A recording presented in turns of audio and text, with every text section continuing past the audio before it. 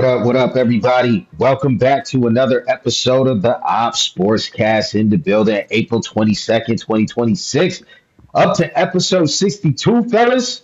We're getting ready to embark on yet another NFL offseason. The NFL draft is tomorrow. We're going to be talking everything from NBA hoops as the playoffs are underway. We got baseball news, unfortunate baseball news. We'll be talking about the debacle that's happening in New York, as well as much, much more. We got a little bit of Sabres for you. And of course, the fellas are all here to have a little fun tonight on a Wednesday afternoon here. I got my crew in the building. The whole Opps Sportscast is here today. My man Josh in the cut is also in the building. And Big Zeke is also in the building. And we are ready to bring it, give y'all some energy tonight on the late Wednesday afternoon. So make sure you like and subscribe if you haven't already. As soon as you're on your way in, and drop us some comments in the chat. We'd love to hear all your thoughts. And hey, we may give you a shout out live here on the podcast today. But let's start first with the NBA, fellas. Yes, sir. Let's start with the NBA.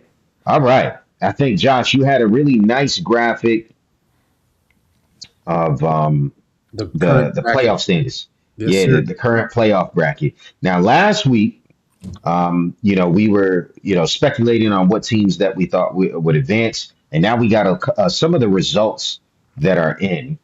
Um, I know what stands out most to me. It's easily that 4-5 matchup between the Lakers and the Rockets.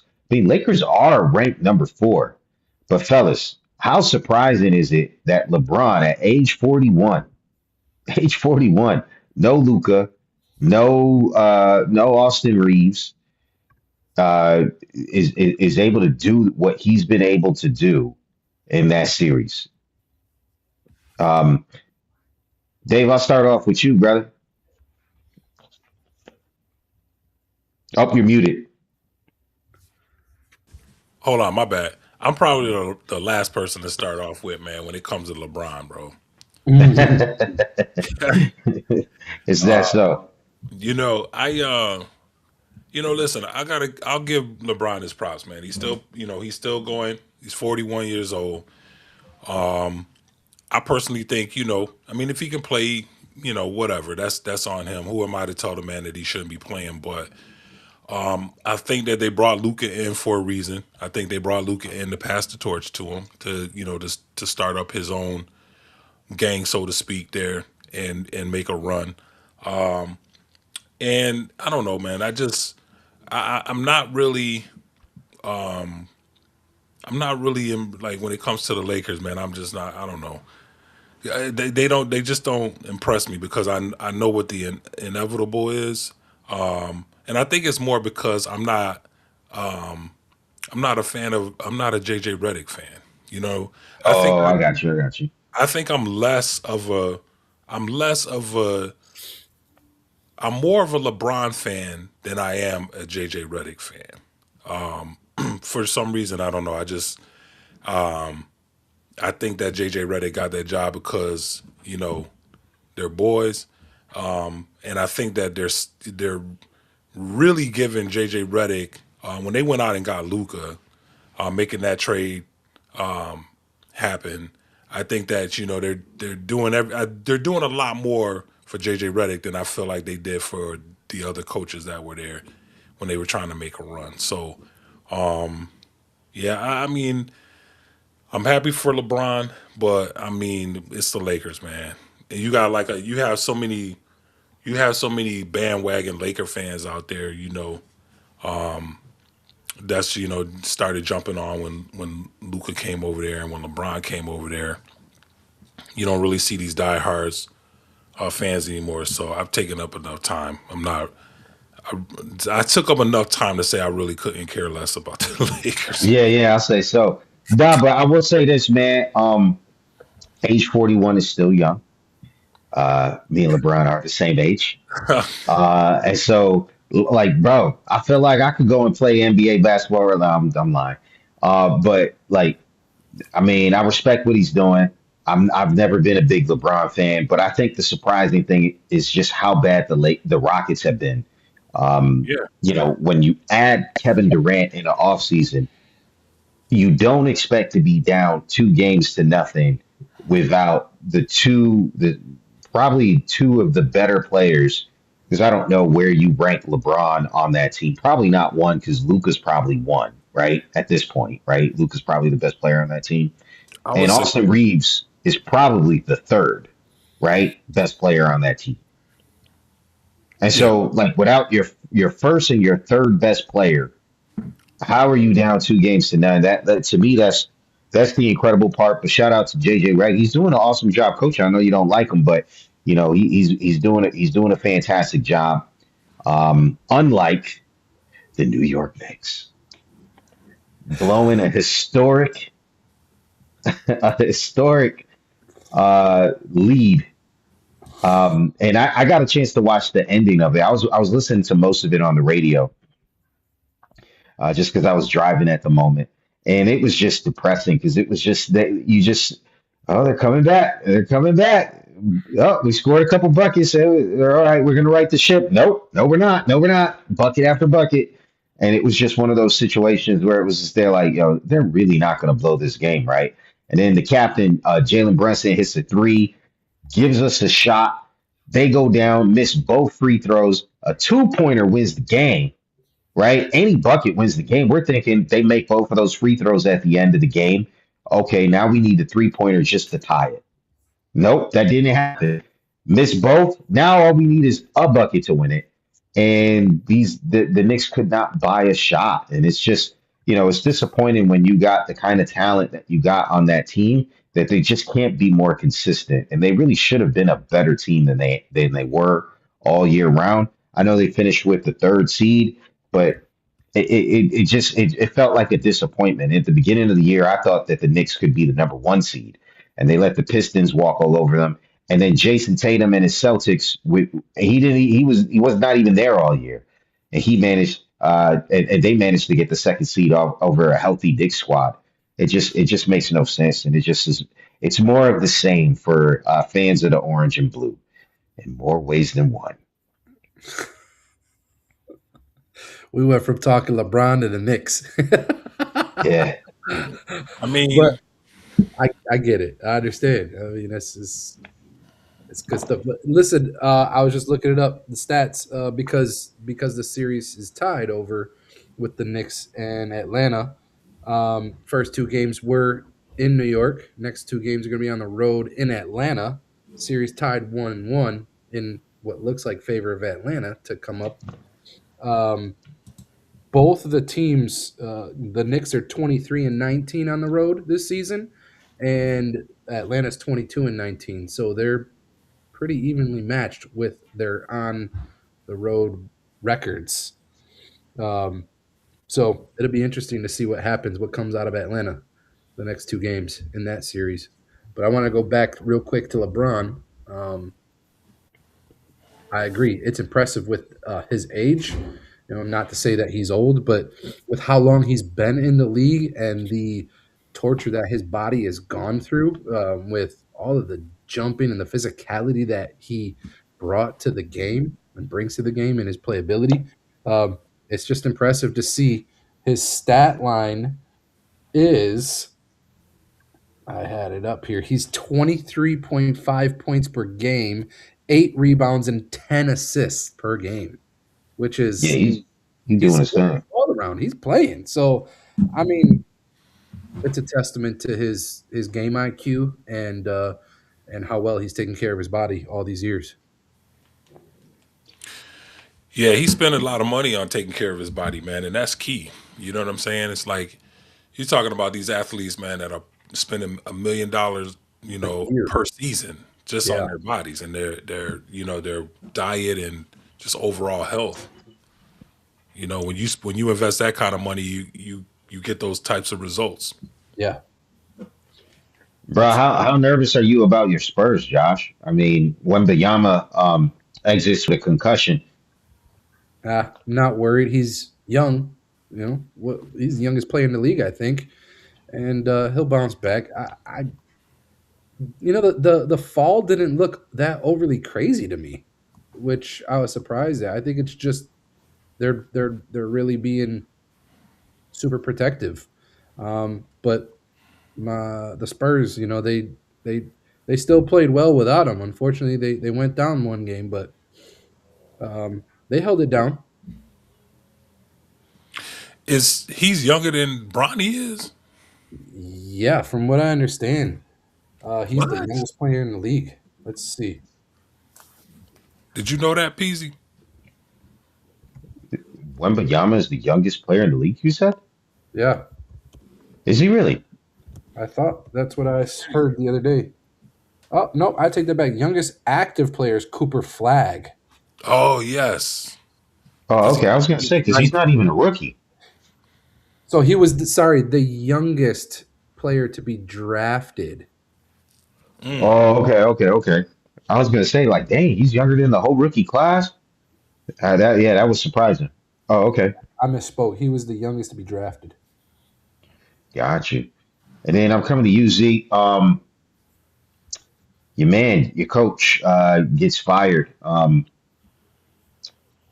Uh, um, Former University of Florida coach Billy Donovan um, fired by the Chicago Bulls. Yeah, why don't you give us your thoughts on that, Z? If you're gonna make changes, you gotta make changes. They retooled the roster. They got rid of the front office. Um, I think it only makes sense if you're gonna bring in a new GM and a new VP. You gotta let them choose their guy that they want to lead the organization. Which is funny because according to what I read before when we talked about this before, the owner was saying that whoever came in had to be yes, down with having Billy Donovan as the head coach, which right. I didn't agree with. So I'm kind of not surprised that didn't necessarily fly. Um, we'll see who they can get in there, and hopefully, I mean, it's hopefully they go full rebuild. I was listening to about 40 seconds of Kendrick Perkins, and I had to apologize to my brain cells that died a glorious death. But he made a good point about how for the past few years the Bulls just been kind of like in the middle, like good enough to make it to the play in, but never win and get to the actual playoffs. So sometimes you just got to tear it all the way down and rebuild it. So hopefully we get somebody in there who can make the right moves and do what they got to do in the draft. And it might be a while before we get some free agents to come to Chicago. So we're gonna have to do it through the draft. I'm thinking, and hopefully we can put a squad together that can contend in the near future. Well, I'll tell you, this is how bad it is for the New York Mets this year.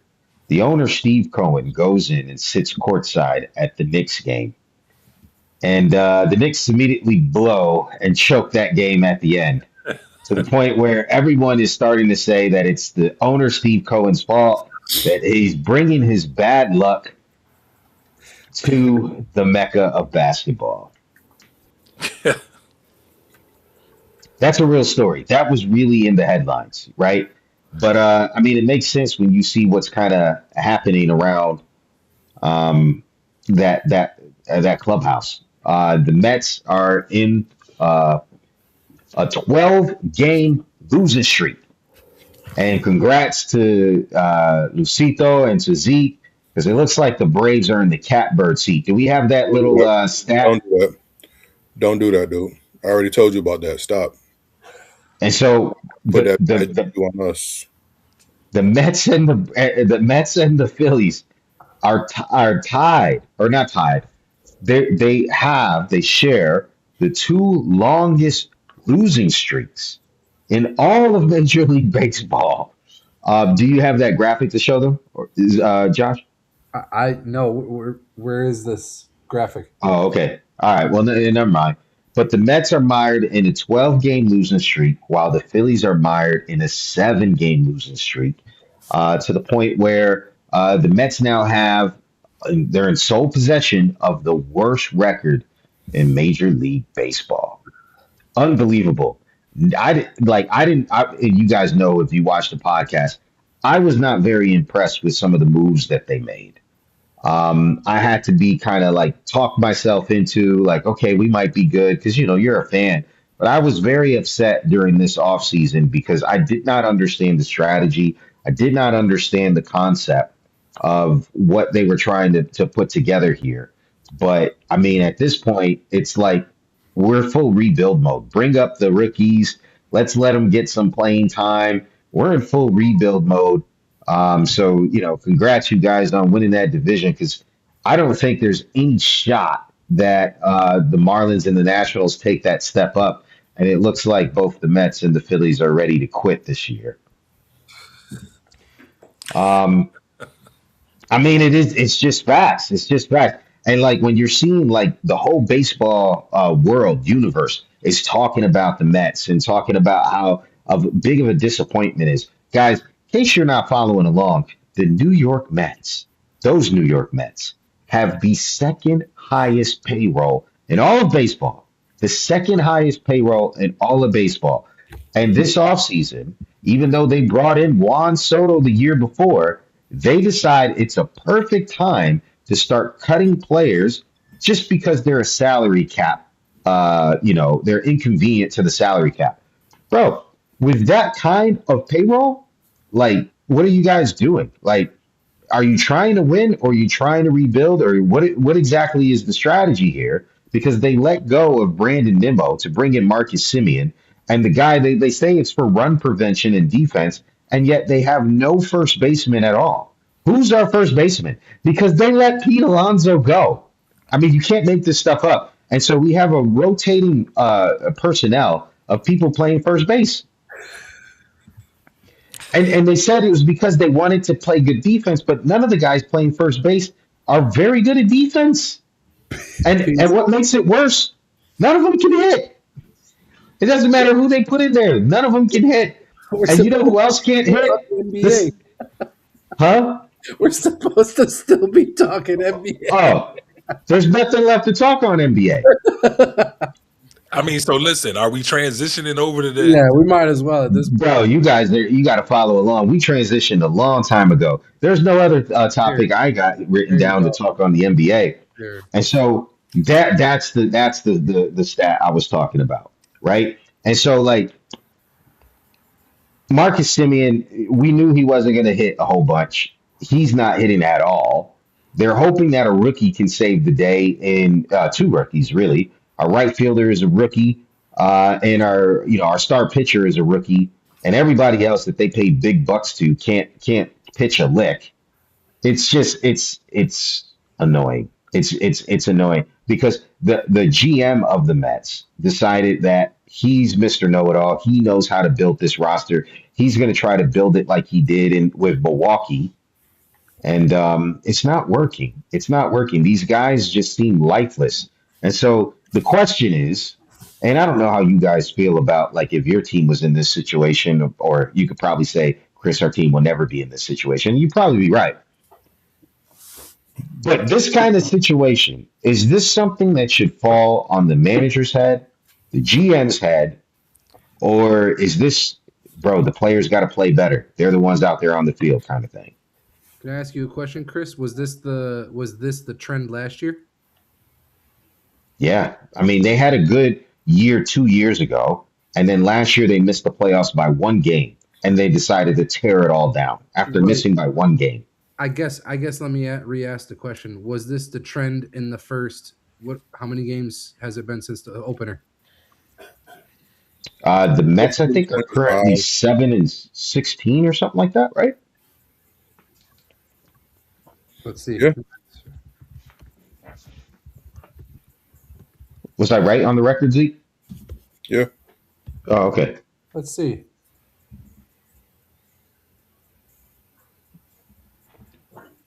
Where do we find last year's stats at like? Oh, well, last year's stats, like I said, we missed the playoffs by one game, and it came down to the last game, and they choked in true Mets fashion. So let's go back to the question while Josh is looking that up. Though, is the manager to blame? No. Yeah. No, he's not. Go ahead, Zeke. I feel like this is on the owner and the GM. They have the second highest payroll in the league. You look at the team that has the top payroll in the league, the Dodgers, and you compare those two rosters. The Dodgers roster is by far a much better put together team. You look at top to bottom through that lineup, you got guys that you're afraid of that you don't want to pitch to. You look at the Mets, their whole salary, like that, the largest chunk of their salary went to one guy. And then you pay, how much did they pay Bo Bichette? 100 and some odd $1 million for 3 years. They paid, I mean, you got a large chunk of that salary to a couple guys who, I mean, I'm hoping Bo Bichette turns it around mainly because I got him on like two of my fantasy teams. But I like Bo Bichette. I liked watching him play in Toronto. I hate that he went to the Mets because now I got to root against him. But I don't want to see the man just completely suck. Right. Um, and it's like the way they put the roster together, like you said, they let key players go and then brought in guys just because they're names, but you bringing these dudes in based on what they've done in the past, and I'm talking like distant past. Marcus Simeon hasn't been a big name in a long time in the game. Um, they brought in Bo Bichette, who's coming off of a rough season. He was hurt a lot of last year. Yeah, he showed up big in the World Series, but all of this is based on reputation. When you had guys in your lineup who not only had the numbers but team chemistry also. You tore all of that down just to bring in a bunch of names and want to be surprised when it's not working. So yeah, I'm not gonna put this on the manager. Managers sometimes get a bum rap. It's like, here, this is the hand you're dealt. We're playing spades. You got one spade and it's the three of spades. Go win a division. That's not the manager's fault. The GM and the owner did him dirty. So yeah. So I was listening to MLB radio this morning on the way into work, and Steve Phillips and Eduardo Perez. Eduardo Perez actually he drives me absolutely nuts because he just he says some of the dumbest stuff, and I think I see why he can't get a managerial job because he just some of the stuff he says is just ridiculous, man. But his take was that Mendoza and the coaching staff aren't to blame because I don't think first of all I don't think the coaches are to blame because they don't go out and play games, right? These guys get signed an exorbitant amount of money to bring their talents to a team to perform, right? But Eduardo Perez says that the coaches aren't to blame because they have been given players that don't know each other and they don't really know how to coach them because they don't really know their personalities. And my response to that is players come to teams from the minors all the time where they haven't played with guys. And they're coming up mainly, they're not coming up to mesh with guys. They're coming up to bring their talents. They're coming up to do what they've been doing down in the minors. And then while they're there, they will mesh and blend in with the players and learn and fit in. A coach is bought in to make teams better. Sure, blending and learning personalities is a part of that, but but their ability to teach and to make players better is what brought them to the show. So I don't want to hear a person like Eduardo Perez saying, "Well, we got to give the coaches a break because the GM didn't bring players in that really mesh together." The leadership's job is to make that a cohesive environment. That's their job. So all this nonsense, we're hearing all these rumors about, what Lindor is. He has these political beliefs, and he's letting his wife influence the locker room and all this stuff. I couldn't care less about any of that.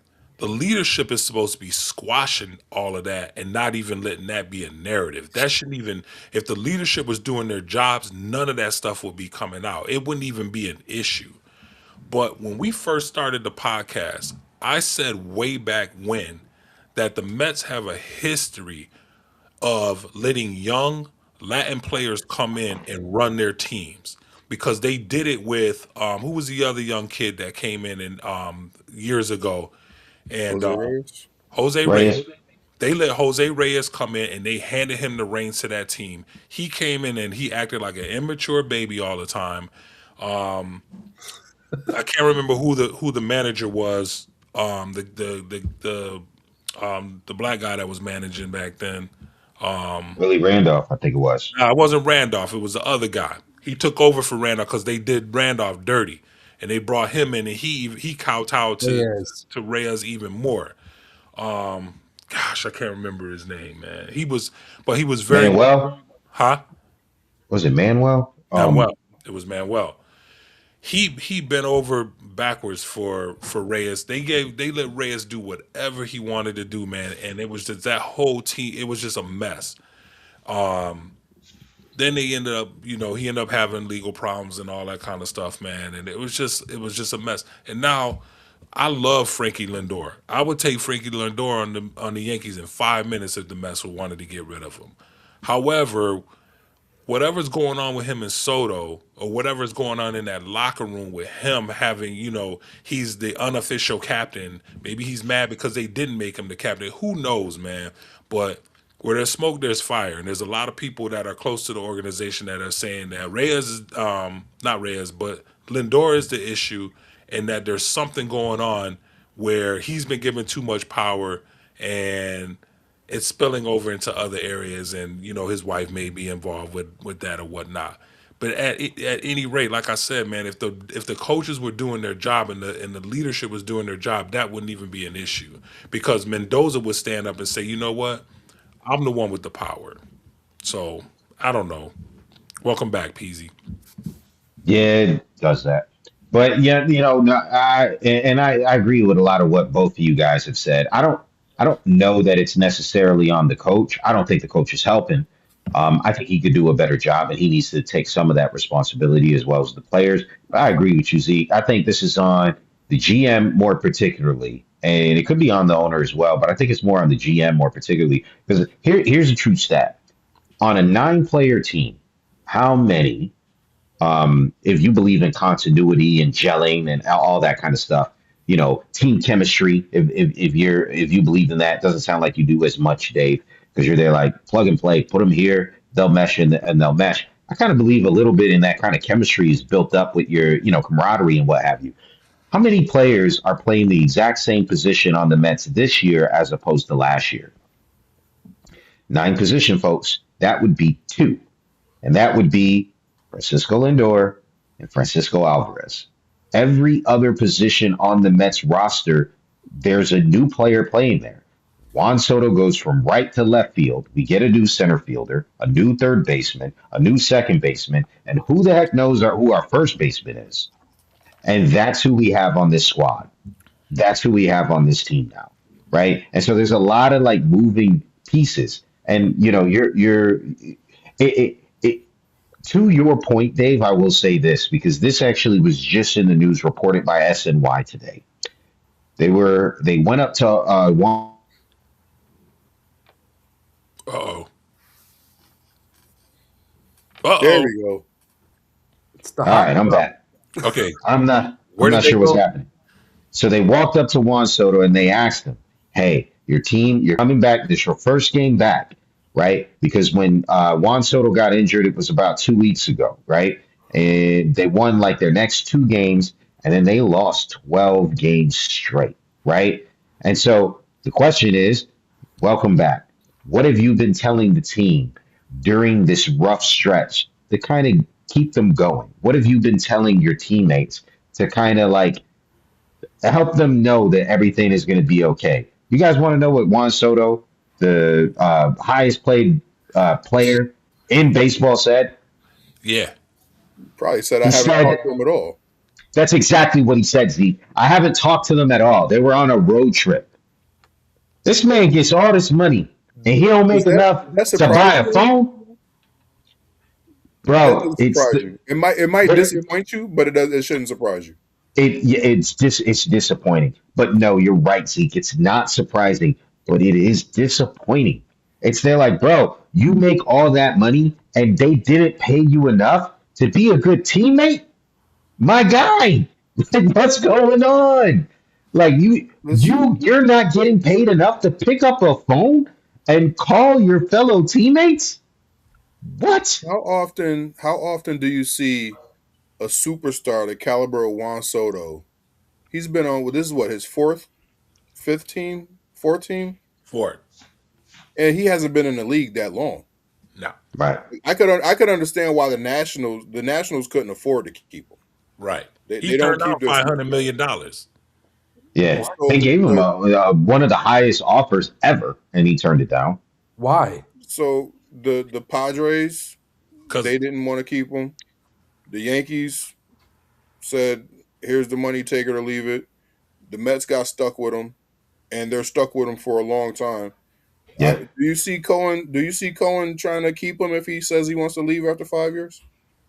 Because he Well, has he that has clause that in his opt contract, out. right? Yeah, he has that clause where he can opt out and try to I'd get let more him walk. money. I'd let him walk.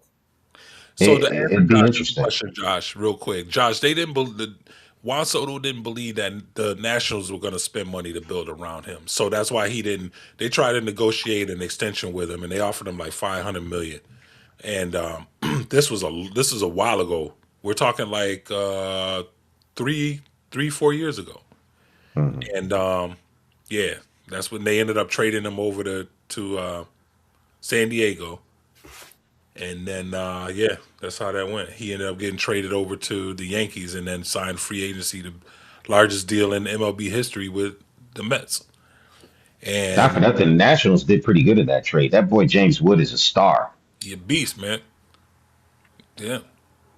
Yeah, He's, they got quite a few players back, but I mean, it just speaks to the character of the team. Steve Cohen at the beginning of the year to just put rumors to rest about a potential captain of the team says there would never be a captain under my watch. Why was he so assertive this year? Kind of makes you think maybe he just wanted to squash those rumors because he knew a couple things. One, Lindor ain't that guy.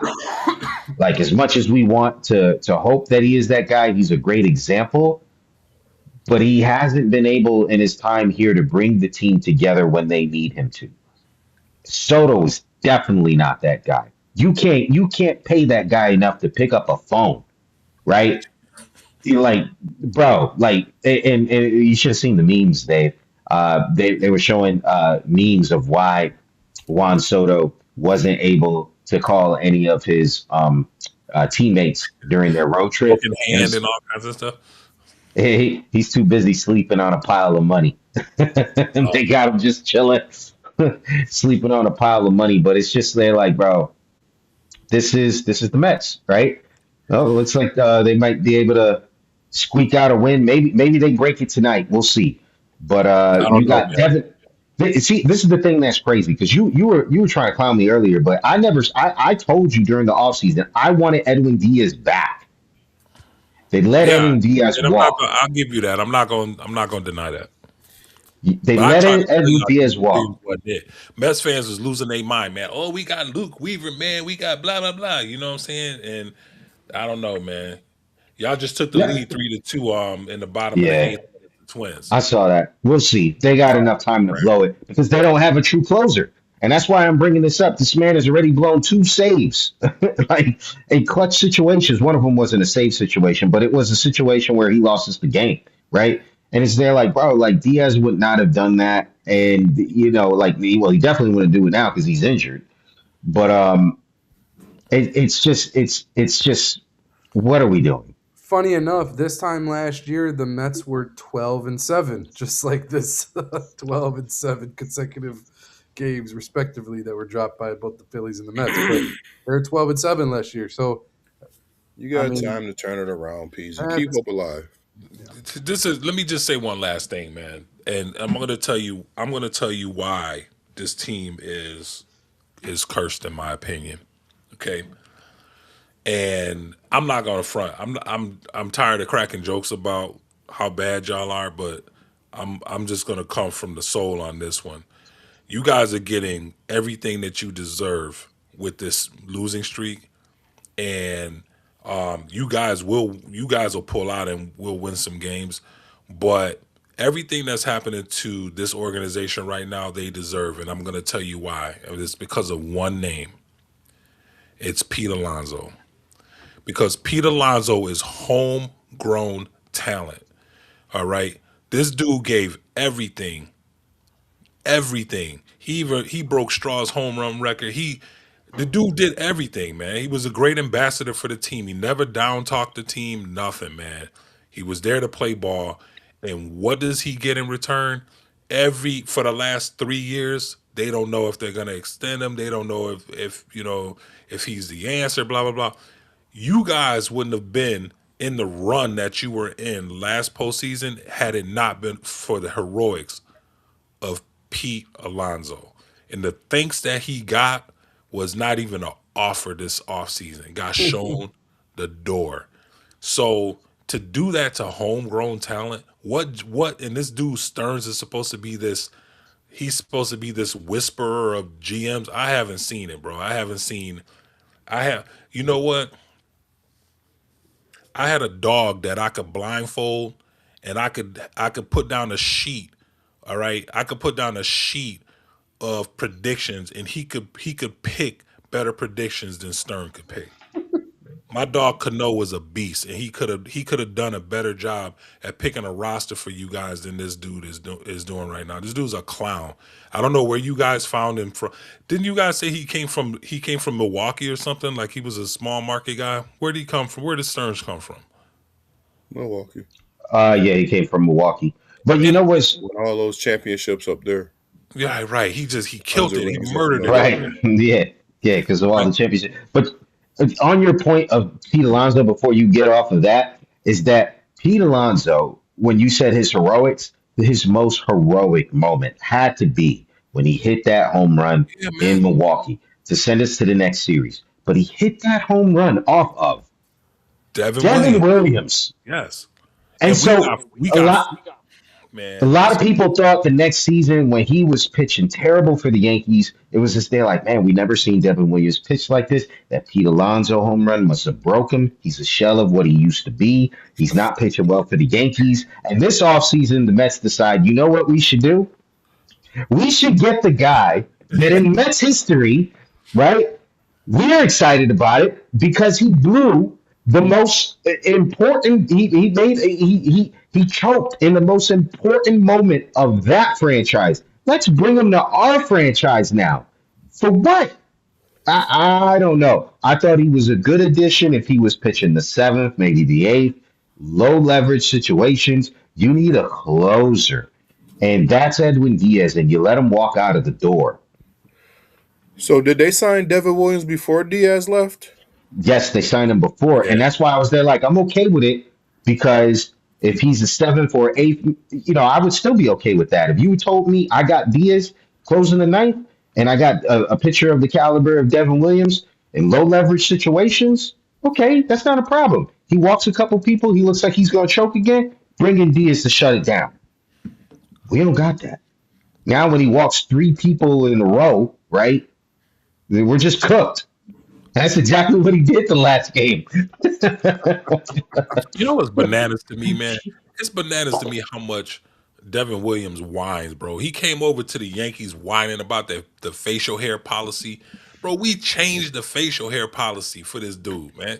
All right? We didn't change it for other legendary Yankees.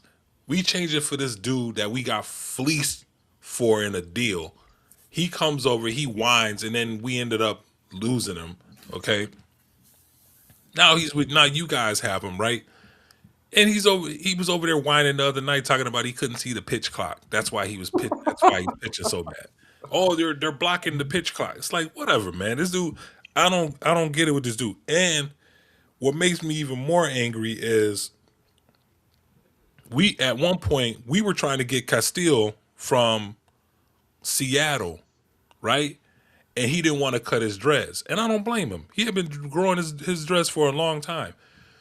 We would not change the policy to get a guy like Castillo, but for Devin Williams,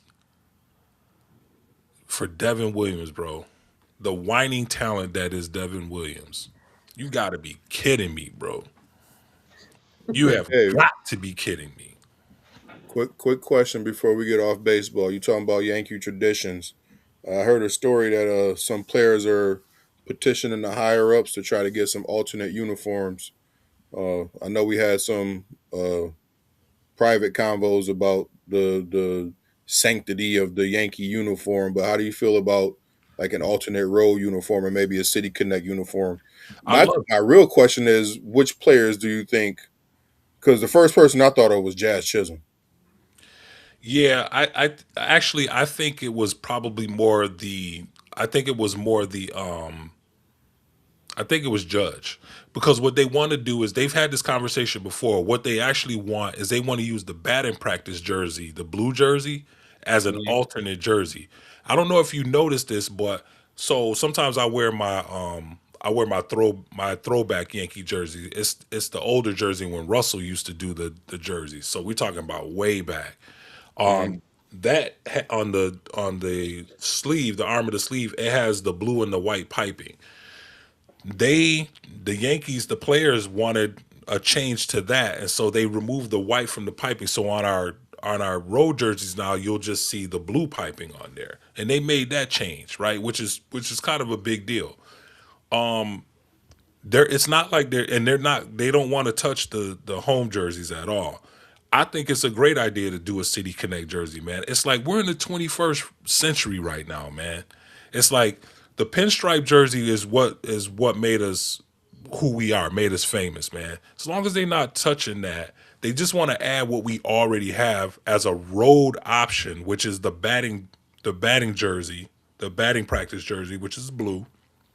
They don't want to change pants. They don't want to do blue pants. They just want to do gray pants with the blue shirt as an alternate. I'm cool with that, man. There's still people out there. Well, traditionally, man, we shouldn't be touching the jerseys. It's like whatever, man. It's like, bro, we not in the 19th century anymore, man. We're not in the 20th century anymore. This is not 1950s or 60s or 70s. And it's like, oh, ever since George died, but it's like, man, George is gone.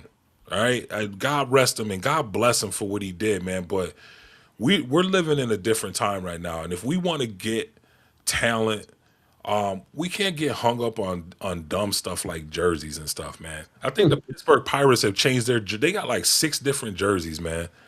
They got some crazy jerseys too. They do, and I think the St. Louis Cardinals are the only team that has never changed their jersey along with the Yankees. Really? Yeah, I think St. Louis Cardinals only have had one jersey. Wow. What? Yeah. Yeah. Yo, can we get this graphic off the screen? It's burning my eyes, man. Yeah, I got you. Appreciate you. Man, that should be great news for you, man. That's guaranteed division win right there, bro. Stop. Put the money in right now. It's guaranteed to cash. This is a much better graphic. So yeah, Things you can get in dozens: eggs, roses, and Mets losses. they need to People, stop this ladies and game. gentlemen, If they don't get a run here, they're gonna lose this game. And this is nonsense. I hate when social media teams do this, man, because they're gonna cause the Mets to go on like a 15 game tear, man. The Mets 15. aren't gonna go on a 15 no, game tear. I'm no. calling it There's a right now. reason there's a reason we lost 12 games. It's because the team is trash, bro. The team is trash. There's You there's a know, crazy Got stat. time. There's a crazy stat that I just read though. It says that losing streaks of 10 plus games often occur to teams that end up losing over 100 games in a season in the MLB. That's yeah, that's very possible. We got the worst record in baseball right now. It's going to take a while to climb out of that. I mean, even if they manage to get this last out and pull off this win against the Twins, like, it's going to be interesting to see how they celebrate. I'll tell you that much. Are they? Is it just like okay, or is it yeah, like they won the World Series? Because then it's they're like, yo, bro, we suck. I'll tell you this. If they celebrate like they won, I better hear your announcers clowning them like they did the Marlins last year. Keep that Yeah, same energy. Yes, yes, Keep yes, that hundred same energy. percent. Keep that same You win this energy. game, take your Absolutely. cap and walk off the field. Yep. Yep. The same energy. No, I agree with you, Zeke. I agree with you. All right, you guys want to transition to you Let's guys go want to transition to talk about the NFL? NFL. Y'all Let's gonna do it. talk about football now, come on, Z. The draft is coming up, man. bruh? NFL I know draft, that baby. because you told me, Go ahead, Nick PZ. loves the NFL. Everybody. NFL draft is coming up tomorrow. And so, who are you excited about as far as your favorite team to draft? What players you want to see go? I know last year we had some fun with the NFL draft last year. If you guys were with us, we did a live show. We were all sitting around waiting for Shador Sanders. Y'all remember this? We were sitting around waiting for Shador Sanders to get off the board. Is the Patriots or the Steelers gonna take him? They gonna take him? No, they're not gonna take him. Oh, Raiders gonna take him? No, they're not gonna take him. They're not gonna take him. And so Jalen that was the Hurts. NFL draft for us last year. And you know what's crazy is the Pittsburgh Steelers still need a quarterback. Y'all realize that Yeah, Aaron Rodgers has not told the team that he's coming back? They have no starting quarterback. yeah, and that if we're gonna talk about anything with like organizational fault, it's the Steelers organization that is at fault right now because Yes, honestly, Aaron Rodgers could retire right now and still have an amazing career, yes. but he owes the team nothing really, and he's in the best situation because he can literally hold this out as long as he possibly wants until he commits, and the Steelers are still going to be sitting there like, well, who should we? What? Let's wait for Aaron Rodgers to decide what he's going to do with his career at quarterback. It's like it's kind of goofy, if you ask me. But Yeah. yeah, the Steelers Bananas. organization is doomed. Feels like And they got professional Aaron Rodgers waiter, their new coach, who's very well accustomed to waiting on Aaron Rodgers to make a decision. So I don't know that franchise. I don't get them. They're so consistent, and you love that if you're a fan that you know that you're always going to be competitive. You're always going to be good. I don't know if that always is going to last till next season without their head coach Mike Tomlin. But the big trade that happened in the NFL, why don't you throw that up on the screen for me? The New York Football Giants make a trade. They trade their star defensive tackle, which if you guys play Madden, you know if you're going to trade for a defensive tackle in Madden, Dexter Lawrence is that dude that you want on your squad. The dude is probably one of the best, if not the best, defensive tackle that we have in the NFL. The man is, just a monster. He can get after the quarterback. He can stop the run, and so he's a very talented player. But now here's the thing: the Bengals give up the number 10 pick in the draft. Um, Dave, or actually, Josh, I'll start with you, brother. Do you like this trade more for the Bengals or for the Giants?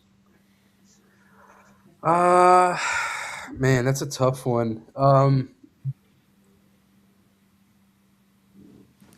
I'm gonna give my answer without giving the answer. I like this pick more.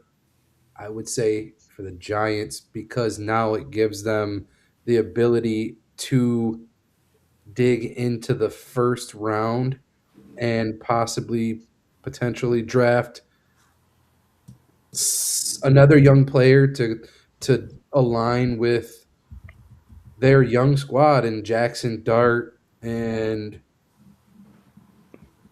Yeah, let me just pause right there. yeah, Breaking news: the Mets ended their 12-game losing streak with a win today over the Minnesota Twins by one measly run. So yeah, we got that to celebrate, and celebrate they're all easy celebrate. and they're smiling, and they got no reason to smile. Go back to the dugout, man. Anyways, go ahead. So the Giants have potentially a good place to pick a couple of great players in this draft to join their young squad and Jackson Dart and Scadaboo and Neighbors. Um, and they got a heck of a coach to lead them along the way in Harbaugh. So, I mean, I I I really like. where the Giants are at for their future. But like just looking at this graphic right here and Jamar Chase, T. Higgins, Joe Burrow, and then Dexter Lawrence, like this is like the Toon Squad. Like these guys are dogs, man. And I think that with Dexter Lawrence on the defensive end, especially to help cut down on the run and pressure quarterbacks, which it seems like the Bengals have been having an issue doing as of late. Um, I think this is a great pickup for them, and it feels as though they right now they're kind of in a it's either win it all or bust. Because I don't know how long they have with Burrow. I don't know how long Jamar Chase is going to be uh, wasting his talent away, to get kicked out in the playoffs. So yeah, I don't What know. about you, Dave? Who you like? Who you think made out better in this trade? I don't. I have zero faith in the Giants, man. I'm hearing rumors that Odell Beckham Jr. might be coming back, and No, they're no. giving him a look, and they're just like Scatterboo is like two concussions short of just being a vegetable. Oh man.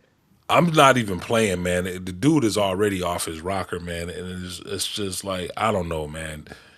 Jackson Dart, whatever. I'm not, I'm just not really impressed with the kid, to be honest with you. I don't know where they go from here, man.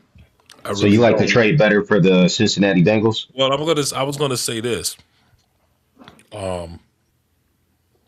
You know, this I like the trade for them because they haven't done anything on the defensive side of the ball, and we were saying last year that they. I was saying that you were talking about how the kid with the contract, how they were trying to force the kid to put the language in his contract, right? Remember that? Yeah, Oh yeah, that's right. Yep. And last year. you were saying that they were kind of a laughing stock Yeah. out of the organizations because of that move, and how they hadn't really they were making all these moves on the offensive side of the ball, but they didn't really do anything on the defense. Well, they're doing a lot they did this move on the defensive side of the ball, which is cool.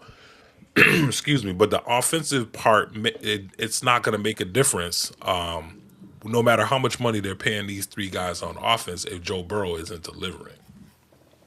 And so Joe Burrow was hurt again last year and missed time, right? Which is Yep. kind of par for the course for Burrow. So if he doesn't stay healthy this year, it's just going to be the same old story on the offensive side of the ball. And then the defensive side is going to struggle because they're going to be leaning on Dexter Lawrence to do all of the work. So while I like it better for the Bengals because I don't believe in the Giants, it doesn't really come together if this one person here with the 55M across his neck doesn't do anything this season.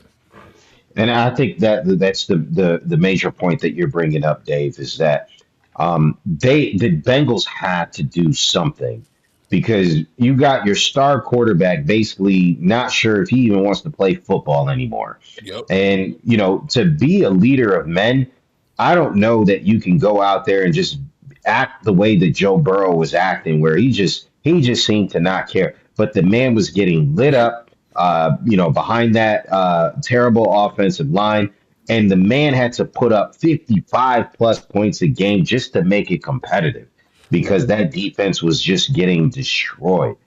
Their Horrendous. cornerbacks, they got nothing on the edges, and they couldn't stop the run at all.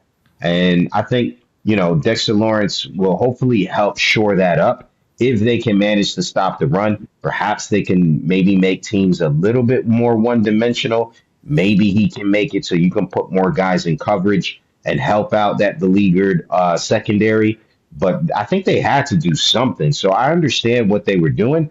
But at the same time, it's like you never really understand Cincinnati because this is the same franchise like that played hardball with their, one of their top draft picks from last year on the defensive side. And they also let Trey Henderson walk out the door. not willing to pay him what the man was worth, and that was one of their star um, pass rushers. And so they give up a little bit of pass rush, but they get a little bit better on the run defense. We'll see if that makes a difference down the road. But I don't know. Last day in the New York Post, they were talking about, hey, last time they had two picks, the Giants, in the top 10 like they do this year, did not really work out well for them. So draft picks it's a lottery, for a reason. You get a lottery ticket and you hope you hit. But it's not a sure thing, and so we'll see if they can put together something sembling, what they're losing in Dexter Lawrence. And so we'll jump off of that. Unless Zeke, you got anything you want to throw in on the Bengals Giants? I Dave kind of went where I was gonna go. This trade and these moves aren't gonna mean nothing if Burrow can't stay healthy and produce. I'd feel better about this if Dexter Lawrence could pull off his best Shohei impression and play defensive tackle and offensive tackle just to provide some kind of protection for Burrow. I don't think he can do that. So, um, yeah, that offensive line still is kind of porous. So, um, if Burrow can't stay healthy, it ain't gonna matter much. That's a really good point. How come we've never seen in the NFL someone play defensive line and offensive line? It's a good question. I mean, they do it in high school. I don't know how they don't do it in college though. So if you're not doing it in college, they're probably not gonna trust you to do it in the NFL. Hmm, interesting. Probably fatigue, man. Yeah, I was gonna say. I mean, that's all I could really think of. It's not like you're playing quarterback, cornerback, and receiver. Um, that's like full contact every play. Yeah, I mean, you yeah. don't have to Or, do it or full time. Like get somebody in there, rotate on and off. I don't know. I was gonna say, or if you're playing quarterback for the Colts, you get tired very quickly. We know what happens with He's never Anthony Richardson. Who do we think could have done it? I think Javon Curse could have done it in some way, shape, or form. I think Larry Allen could have done it. Oh yeah, without question. I think Javon Curse, he was a freak though. He was a little light, I think, to play offensive line He though. could have been maybe a left tackle. I think he would have been nimble enough to play left. Maybe not in the inside.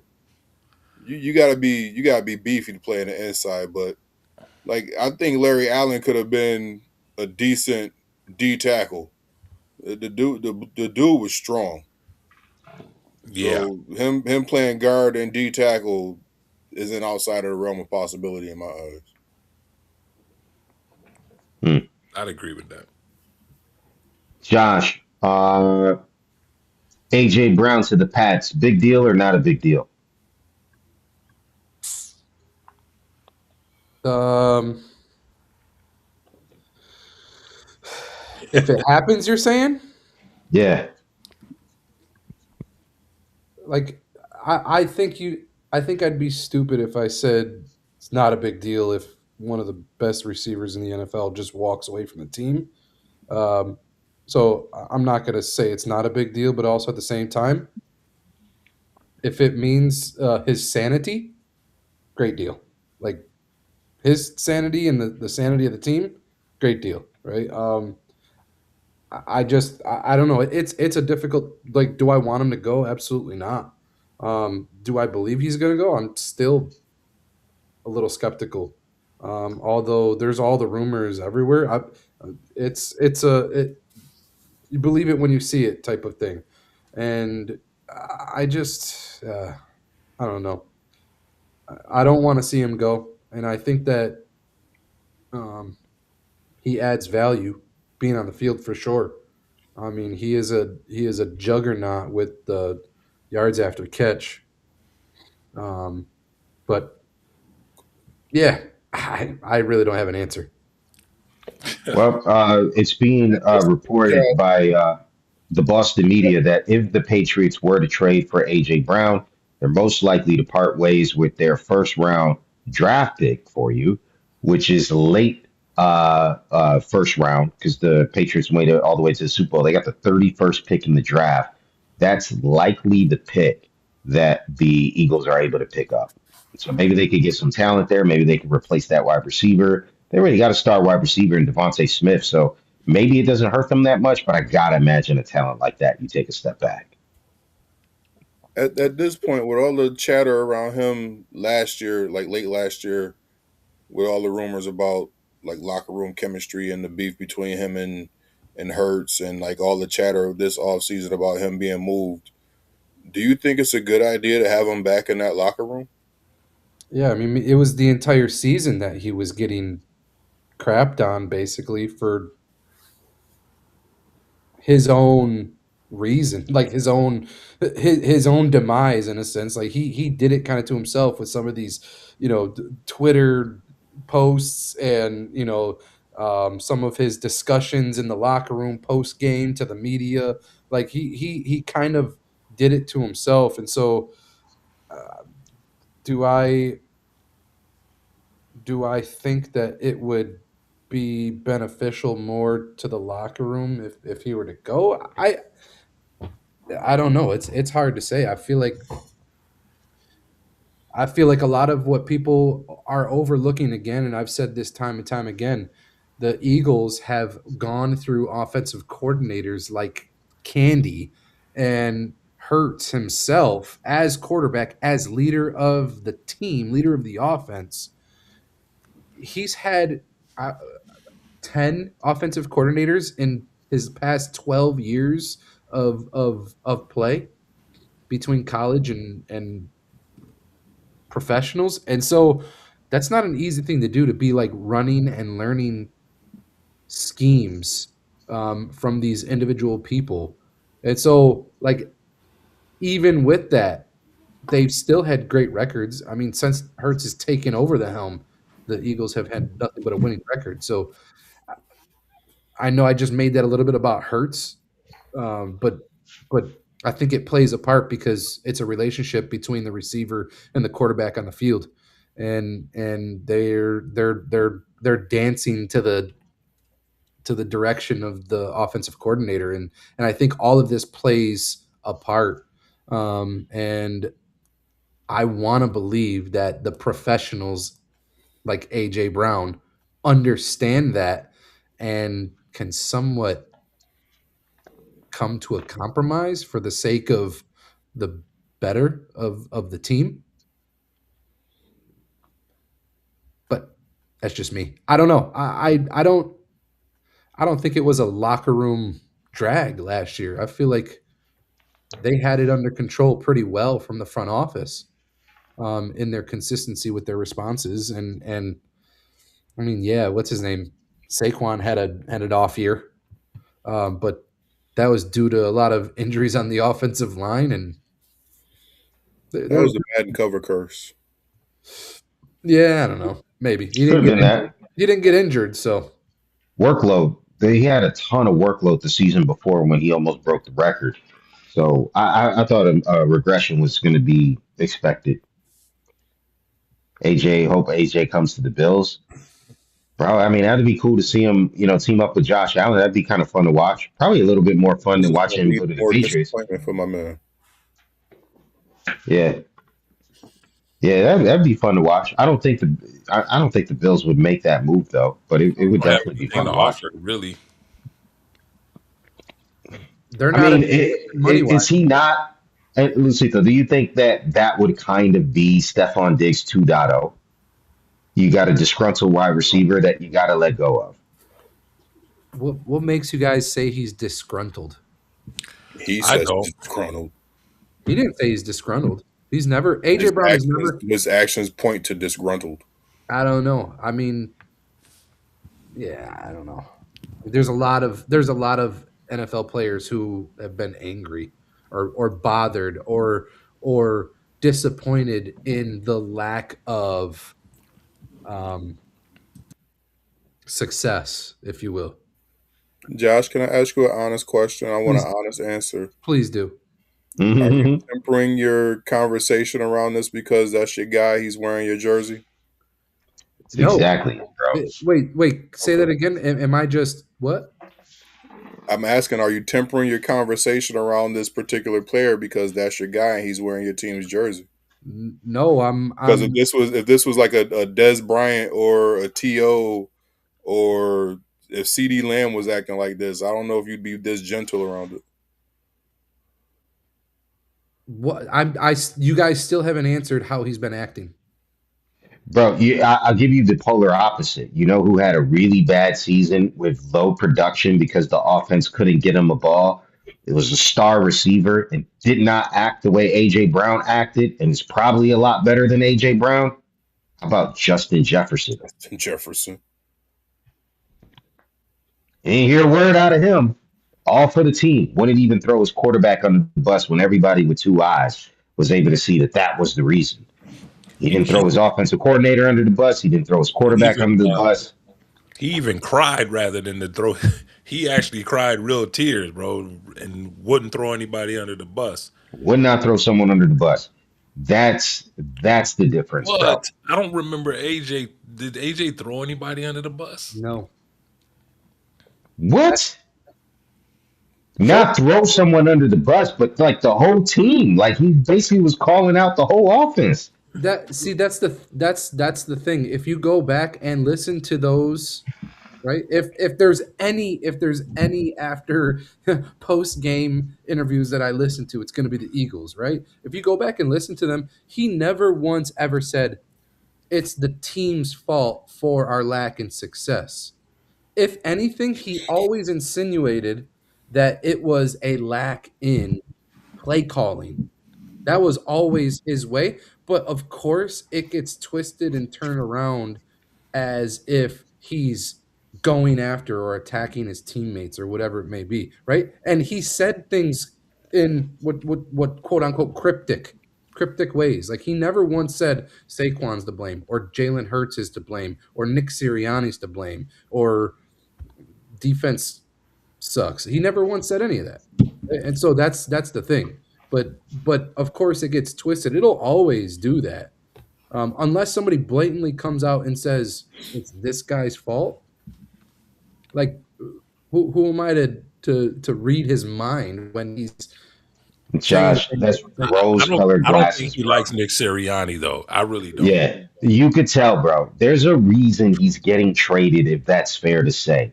And it's because of some of the comments that he made it seem like he was no longer happy there. And you're trying to say, like, no. It's just the way they twist it, bro.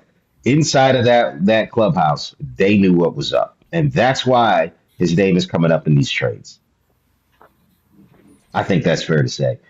Um, let's jump to Dave's favorite topic. How about we jump to the NHL? I thought you were gonna say Shohei. Hey, yeah, Yeah. Tonight, Dave, you watching? yeah. It's on up here. I got it on this TV, and I got the Yeah, pod Dave. on Why my don't you tablet. cue us up? So yeah, so let's jump into some hockey real quick. So the NHL playoffs jumped off. I right now I am least concerned with all the other teams that are currently in the playoffs. The only team that I'm concerned about right now, because my Rangers are not in the playoffs, and my Rangers probably are not in a position to make the playoffs, probably for the next 14 years. Let's hope not. Is the Buffalo Sabres.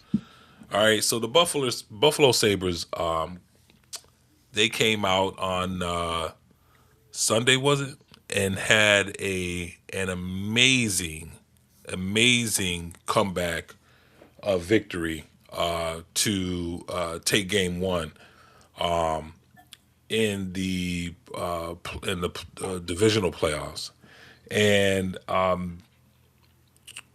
unfortunately, last night they laid an egg, and I don't know what got into them on Sunday night, but they were playing like their hair was on fire, and it was amazing to see.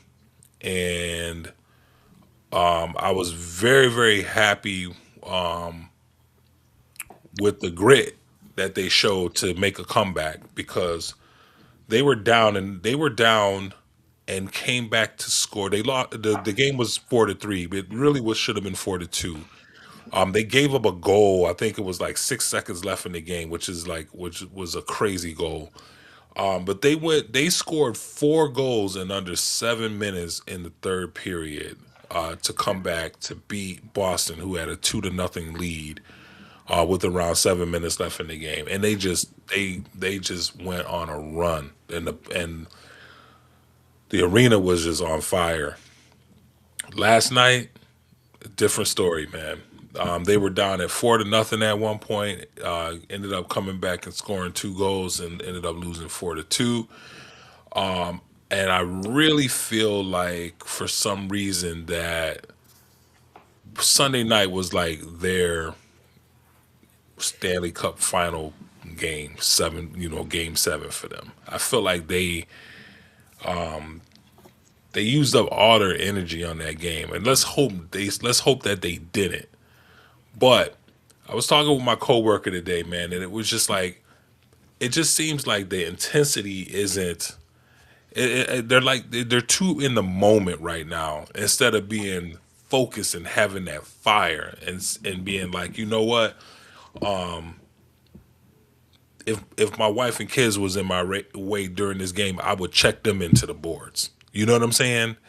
Instead, they got the wife and the kids in the locker room before the game, and the cameras are showing them taking pictures, and they're picking the kids up and kissing their kid. They're like living in this moment. Like let's celebrate. We wanna capture this because we're here, and it's like we haven't been here, and it's like, well, you guys weren't around 14 years ago when you weren't in the playoffs. This is your moment now. Like you guys are in the playoffs. So why don't you focus on making the run?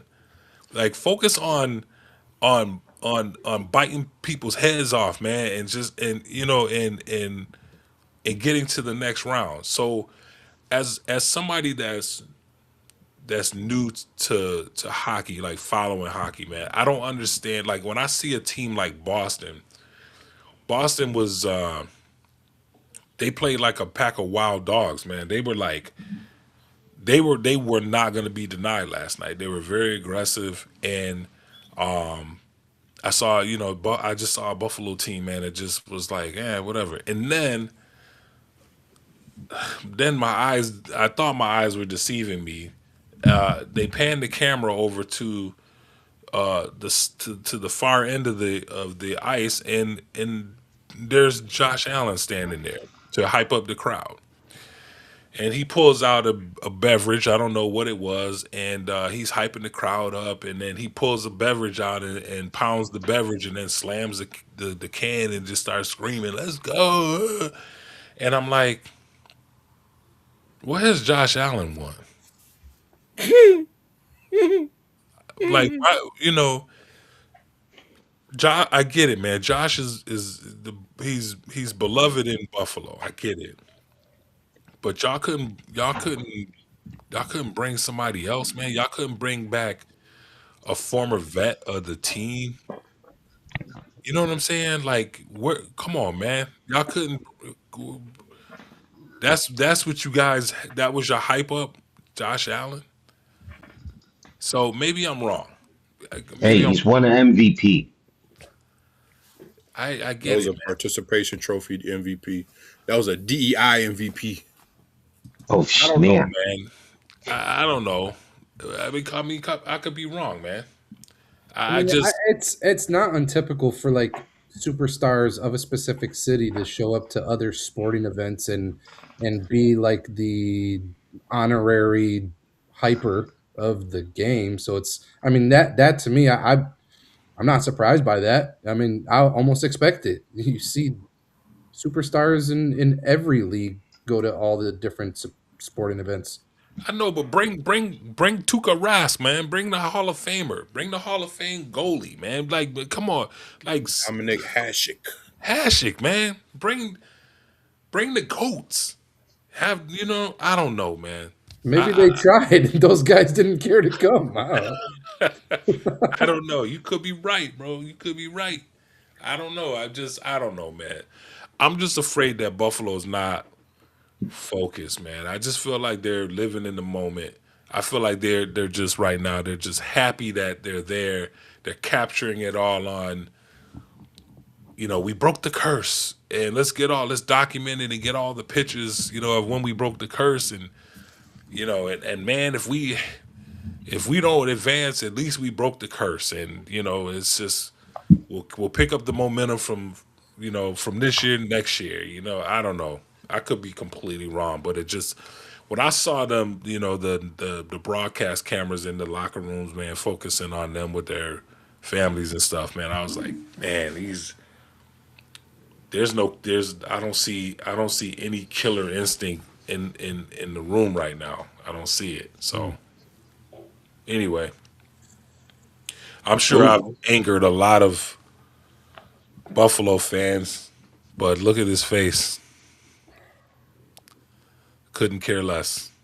I'm rooting for you guys, man. I really am. But I don't know if you can, like you said, if what you've gauged is correct, I don't know if you can anger them because they're too excited about just being in the playoffs. indeed, man, you're right, bro. So that's Did all I I. read correctly that there was a bunch of penalty minutes in this game too? Was it the first game or the second game, Dave? Um, Or was that a different game altogether? I could have that swore it was was the no, same that was a game. different game. That was Okay. man, that was a different game. And I I can't was about to remember say it's who it like they was. got a team full of Isaiah Stewarts, man. Yeah, man. These get. Let me tell you, bro. Fighters. I don't want to hear. I don't want to hear anybody ever say that NFL is the toughest sport, man. NHL hockey is the toughest sport. Hardest thing to do in sports is hit a baseball. Hardest sport to play, I'm gonna tell you right now, is NHL hockey. Cause these dudes, man, they're about that business, man. They'll drop gloves in a minute. While They get skating on the blades. huh? Yeah, man. Let's strap some knives to our feet and fly around the ice and Yeah, fight each other every now and then. yeah, man. What a crazy concept. It's to think about it. But here's the I thing. This mean, is the beauty of it. The fighting has always been a part of the game, right? It's mhm. always been a part of the game, and they let them do it, and there's honor in it because you can see these dudes. These dudes cannot stand each other, man, and they'll be Right. like, "Yo, you want to go?" And then they'll go, and they'll grab each other, man, and be wailing on. And one dude will hit another dude, and the dude will just like go down. He That's doesn't. the end He of the fight. won't. He won't drop him. He'll hold him so he doesn't hit his head on the ice. You know Yep. what I'm saying?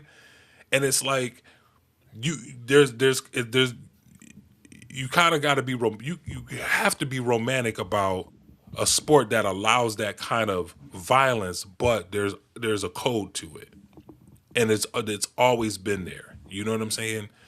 And then there's been some bad guys, man. Some guys with just bad reputations, and rookies have come in not knowing that they're supposed to fear this guy, and they've knocked some of these guys out, man. Matter of fact, next week I'll pull up a video where there was a young man. I can't remember his name. And hockey fans, please forgive me, man, because I'm new to this. But there's this guy. He was an enforcer in the league, and this rookie player, man, was like he just got called up, and this guy wanted to test him, man, and this kid knocked this dude out, man, and it was amazing, and he's a legend for it now, and it's somebody that people have always wanted to see get knocked out, and this kid knocked him out. Well, I agree with Sito's statement. Rugby probably is more tough than hockey. You guys ever seen rugby getting played? That sport is crazy. People are There's like animals. I've no seen rugby, protection. and I'm gonna tell you, dude, these dudes are skating 30 plus mile an hour on razors, blowing people into boards, bro, and shooting a frozen rubber disc, okay, over 100 miles an Solid hour rubber. with a stick at a goalie that's fully padded up like the Michelin tire man. I'm gonna tell you right now, I Yeah. respect rugby, but rugby ain't Ain't it's not hockey. it ain't got it, Um, man. I think maybe the only reason somebody could say rugby is because they aren't padded. They're not. They don't have anything. Yeah, this dude's is wild.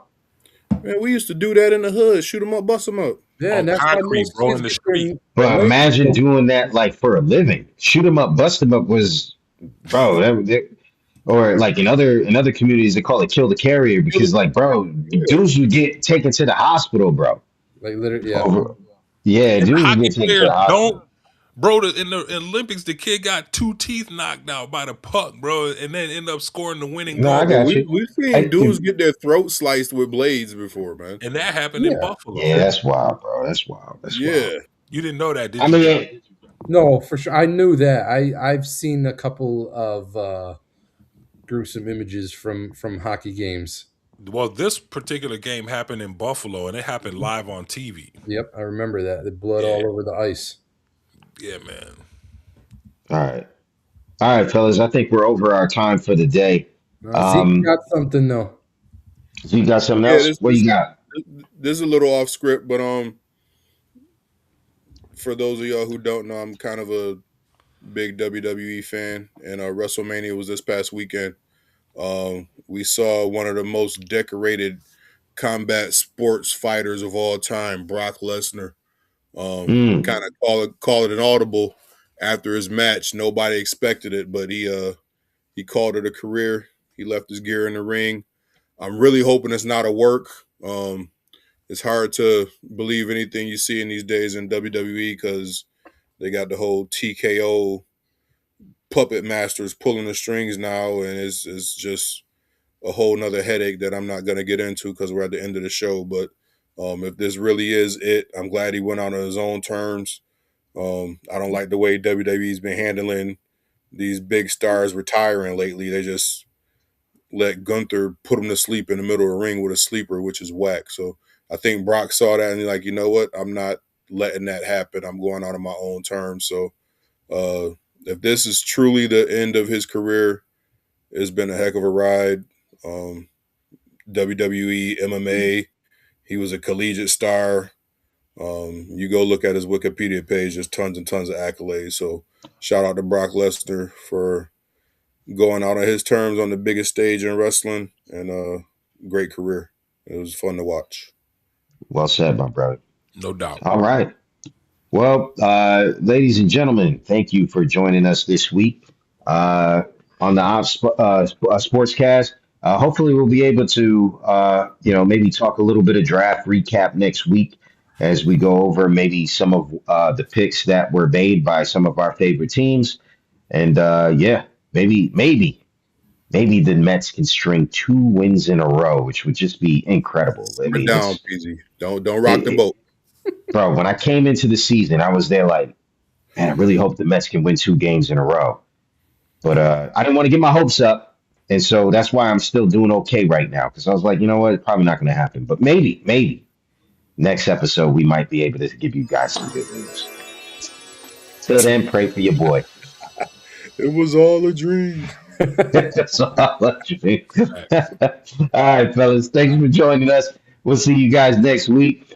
Peace. Deuces. Later.